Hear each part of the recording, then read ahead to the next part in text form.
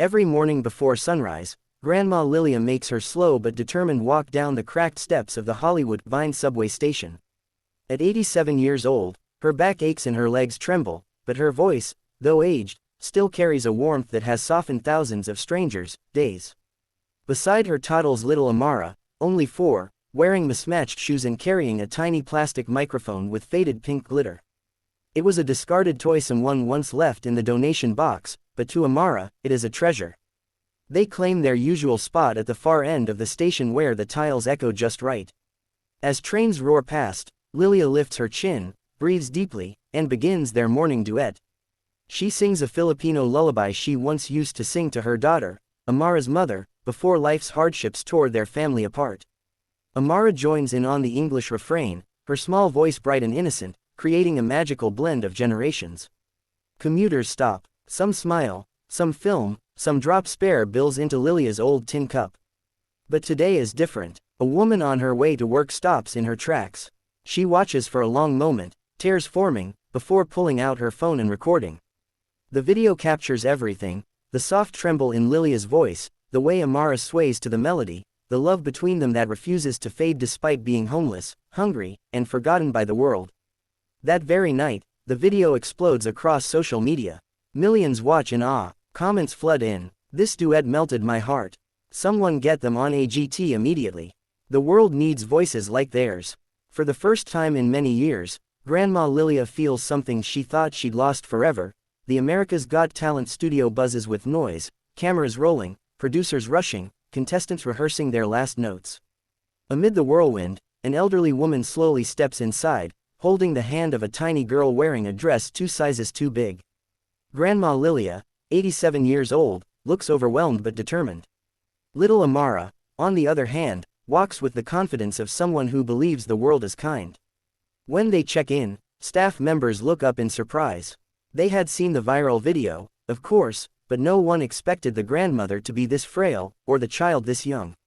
Yet their smiles have something magnetic, something the cameras can't ignore. As they walk through the backstage hallway, other contestants stop what they're doing. A teenager practicing guitar lowers his instrument. A dance group whispers among themselves. Everyone knows the odds are stacked against a pair like this, an elderly homeless woman and a preschooler, but something about them radiates courage. A producer approaches gently. "Why did you come to audition today?" he asks. Lilia hesitates, squeezing Amara's hand. "Because my granddaughter, she deserves a future brighter than mine," she says softly. Her voice cracks, but she keeps speaking. "And because singing is the only place where we are not homeless." The producer swallows hard, trying not to show his emotion in front of the cameras. Suddenly, tiny Amara climbs into her grandmother's lap. "Lola," she whispers, "no scared. We sing together." She taps her toy microphone against Lilia's cheek, just like she always does before they sing in the subway. Lilia closes her eyes. For a moment, all the noise of the studio fades. It's just her and her granddaughter, ready to face the world. The stage doors open, and the blinding lights pour over them as Grandma Lilia and little Amara take their first steps onto the AGT stage. The crowd murmurs softly, some curious, some confused. An 87-year-old woman. A 4-year-old child. This is not what they expected to see tonight. Simon Cowell leans forward, arms crossed, brow raised. He studies Lilia carefully. "Hello, who do we have here?" he asks. Lilia's voice trembles slightly. "I am Lilia, and this is my granddaughter, Amara." The audience lets out an "ah" as the tiny girl waves enthusiastically. "And what are you two going to do for us today?" Simon continues. We will sing," Lilia replies softly. "Together?" Heidi asks, surprised. "Together," Lilia confirms, squeezing Amara's hand. The music begins, soft piano notes drifting through the theater like a memory. Lilia closes her eyes and releases the first note. Her voice is old, yes, but it carries stories of motherhood, struggle, loss, survival. It is the kind of voice that can only be shaped by decades of living. Then, from beside her, comes the pure, crystalline voice of Amara. The audience gasps. The contrast, the ancient and the newborn, melts into harmony so fragile yet so powerful that people instinctively hold their breath. Halfway through the song, Amara reaches up and hugs her grandmother's leg mid-performance. Lilia places a trembling hand on the child's head, continuing to sing through tears. The judges are stunned. Even Simon covers his mouth, overwhelmed. By the time they reach the final note, the entire theater is standing. Some clap, some cry, some simply stare, unsure if they've just witnessed a performance, or a miracle. And for a moment, the world feels completely still. The final note fades into silence, but no one moves.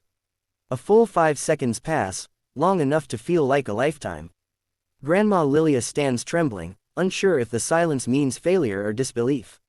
Little Amara hides shyly behind her grandmother's skirt, peeking out at the stunned crowd. Then, suddenly, boom, the entire theater erupts. The audience leaps to their feet, screaming, cheering, clapping so loudly that the cameras shake. Some people cover their mouths, overwhelmed by emotion, while others wipe their tears openly. On the judges' panel, Sofia Vergara presses a hand to her chest. Heidi is crying, actual tears streaming down her face.